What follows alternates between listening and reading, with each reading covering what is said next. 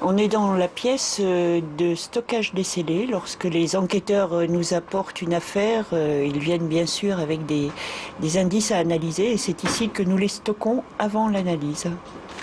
C'est ici, dans ce laboratoire de Gerland, qu'ont été analysés les scellés de l'affaire Grégory. Vêtements de l'enfant, cordelettes qui le ligotaient, lettres du corbeau. Pendant 5 mois, divers objets ont été passés au crible pour retrouver des empreintes génétiques et les résultats sont concluants. Nous avons 2 traces génétiques qui sont pleinement exploitables sur un des courriers, sur l'enveloppe, sur le timbre, un profil génétique féminin et sur le papier qui est à l'intérieur de l'enveloppe, un profil génétique masculin. Chaque année, Biomnis intervient dans quelques 2000 enquêtes judiciaires.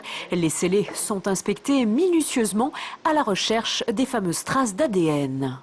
Selon le contexte, nous allons échantillonner par gaz ou par découpage les traces visibles, exemple traces de sang ou autres, ou alors sur morceaux de gaz imbibés d'eau physiologique que nous allons frotter.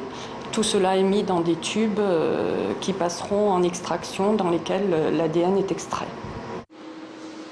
Une fois l'ADN amplifié, nous allons le passer dans cet appareil qui est un analyseur, ce qui va nous permettre d'avoir des profils génétiques et donc qui pourront être expertisés ensuite par nos experts.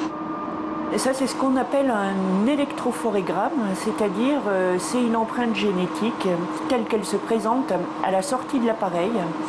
Sur cette région, on voit qu'il y a 3 pics, ce qui veut dire de façon certaine qu'il y a au moins 2 ADN dans cet échantillon.